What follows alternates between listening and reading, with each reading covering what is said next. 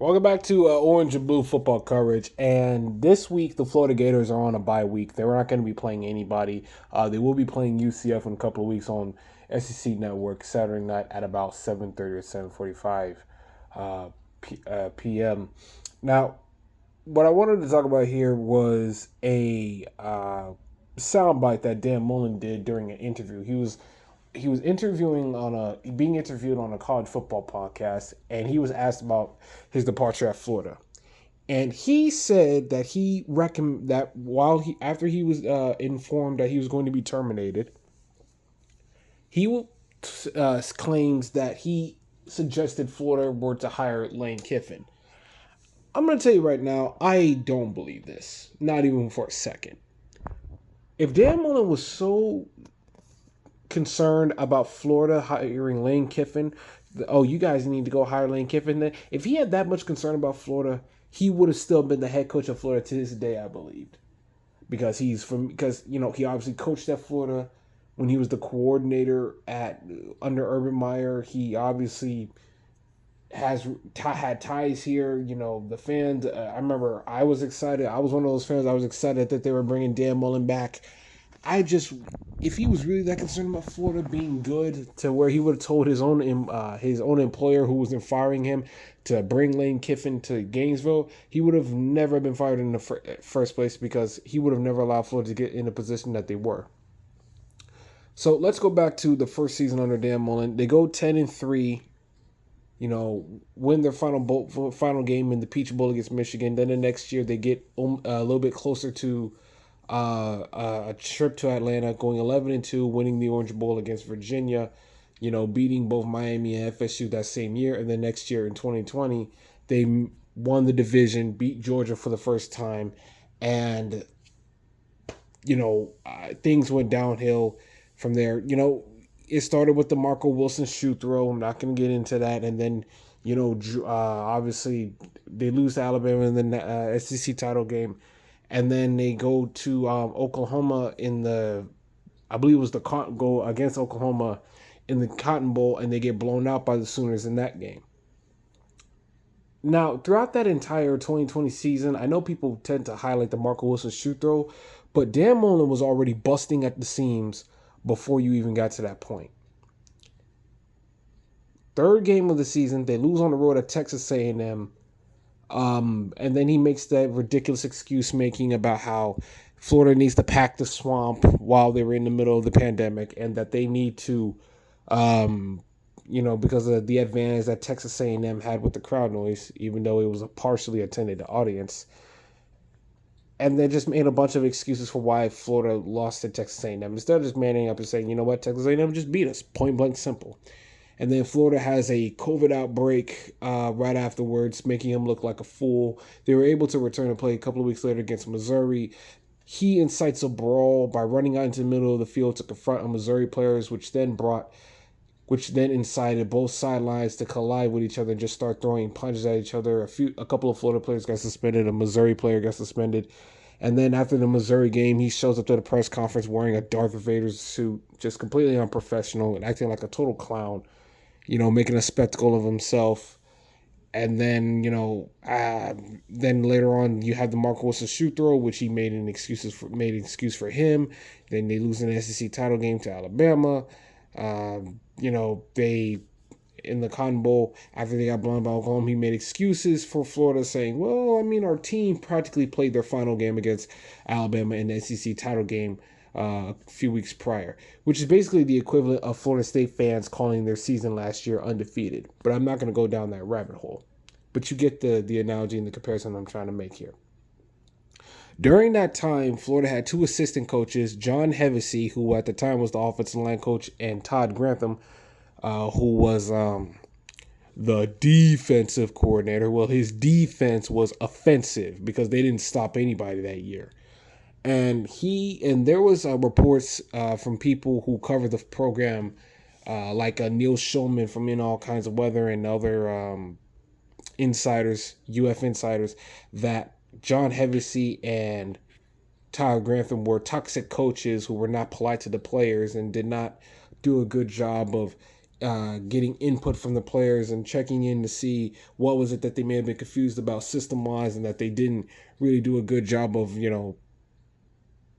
just basically they were tough coaches to play for, and they were also unpleasant to deal with for the players outside of the football, outside of the spectrum of football.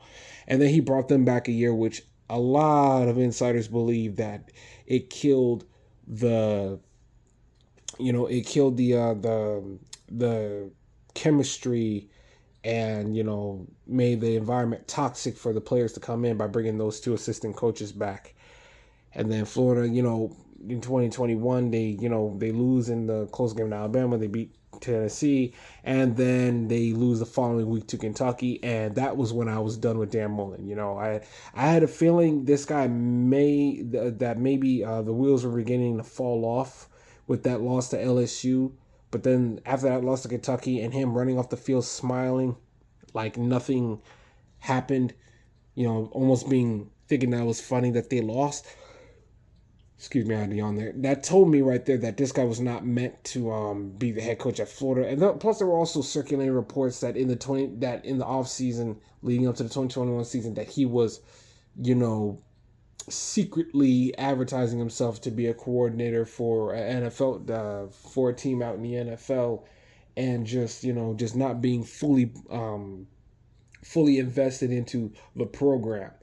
And then you have, and then after the Kentucky game, they blow out Vanderbilt, and then they have the game against LSU in which LSU just tore up Florida. Florida's run defense, giving up like I think Florida's defense gave up like 250 to 300 yards on the ground.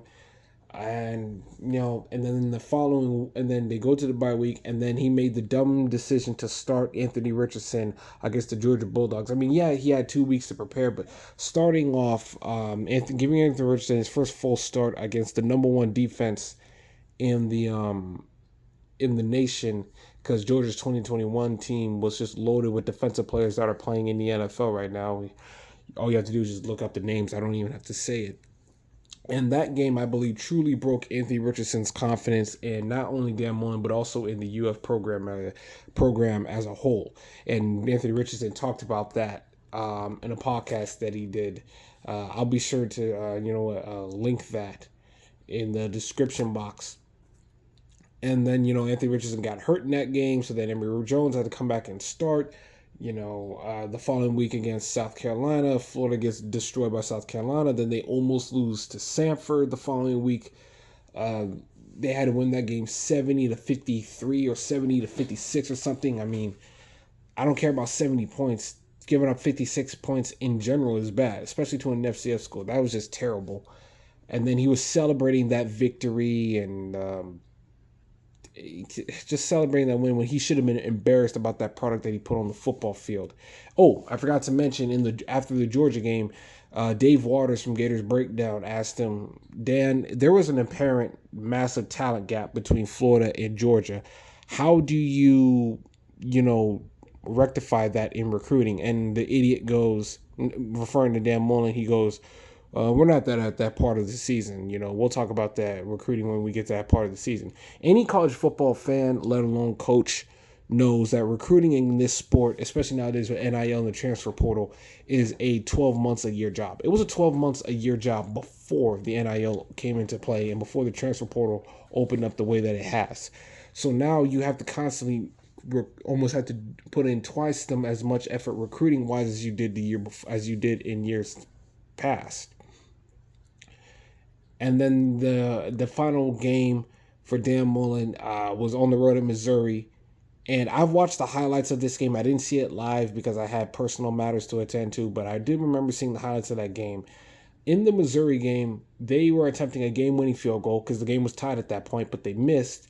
Florida had the ball near I think it was at the 30 or the 29-yard line with over a minute remaining. And instead of trying to go for the win and beat Missouri in regulation, Dan Mullen then decides to go to overtime, in which Florida would lose. And I believe this to this day, and I will forever believe, I personally believe that man knew he was going to get fired, so he was going to not try to win that game in order to make Florida miss a bowl game that year because he already knew he was going to get fired. which he got fired the day after that game was over. And then Florida eventually they did end the regular season with a victory against Florida State and make it a bowl game. But and then after Dan Mullen was terminated, that's when Billy Napier came into the fray. And I've already made a bunch of videos about what has gone wrong with Billy Napier, and I'm not going to get into all that.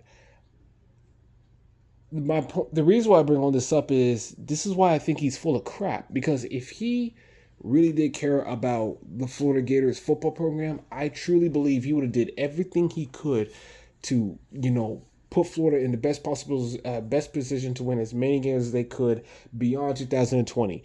Because the Florida roster took a massive dive down after that 2020. 2020, even though they didn't win as many games as they had the years previously, that was the peak of the Florida Gator roster under Dan Mullen. And that goes to show in the roster that he had the next year and in how Florida has completely fallen off since then. Now, I'm not saying hiring Billy Napier fixed everything, because obviously it didn't. But I just think that Dan Mullen, that 2020 season, that was what really led to where Florida is where they are now. It was just it was a good team, but it was a crumbling program, and now the program is completely in shambles. And I think Dan Mullen facilitated that, and I just don't believe he would recommend Lane Kiffin to Florida while he's literally in the middle of getting fired. So I just think Dan Mullen is just full of shit on that point. In terms of Lane Kiffin being as a prospect for the Florida Gators head coach, I got no problem with it. I don't like Lane Kiffin's persona, but he is the number one. I believe he should be the number one priority. When Florida eventually does move on from Billy Napier, I think he should be the number one target that Florida should go after. I'm not saying he should just automatically come to Florida just because it's Florida, but I'm saying it is the number one guy that Florida should target. So, but if not him, I do have some other options that Florida could possibly look at if he were to say no to that job, which multiple people in the media believe that Lane Kiffin absolutely would take that Florida job if it was hired to him. But we'll see. We'll cross that bridge when we get there. But those are just my thoughts on Dan Mullen. I think he's straight capping about suggesting Lane Kiffin to Florida. I think he was just doing that just to troll the Florida Gator fan base, which he's been doing a lot of over the last couple of years. And oh well, it is what it is. But that's all for now. Thanks for listening.